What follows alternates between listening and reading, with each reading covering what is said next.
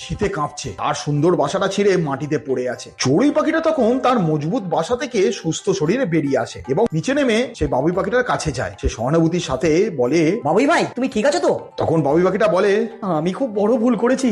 আমি যদি কাল তোমার কথা শুনতাম, যদি আলস্য না করে ওইটুকু ফুটো মেরামত করতাম, তাহলে আজ আমার এই দশা হতো না। আমার সুন্দর বাসাটাও গেল, সারা রাত কি কষ্টই না পেলাম। তখন চড়ুইটা বলে, ছোট্ট সমস্যাকে কখনো অবহেলা করতে নেই ভাই, আর আজকের কাজ কখনো কালকের জন্য ফেলে রাখতে নেই। আশা করি তুমি তোমার শিক্ষা পেয়েছো। তখন বাবুই পাখিটা মাথা নেড়ে বলে, হ্যাঁ তুমি ঠিকই বলেছো, আমি আর কখনো আলস্য করব না। আজই আমি নতুন করে বাসা বুনতে শুরু করব। এরপর সে নতুন বাসা তৈরি করতে শুরু করে। বলতো কেমন লাগলো গল্পটা? খুব সুন্দর দাদু, খুব সুন্দর, খুব সুন্দর, খুব সুন্দর।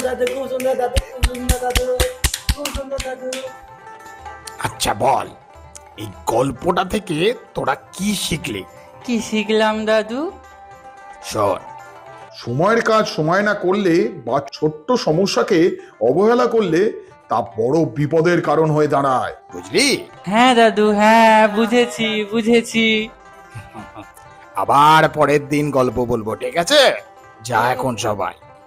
ঠিক আছে দাদু, টাটা।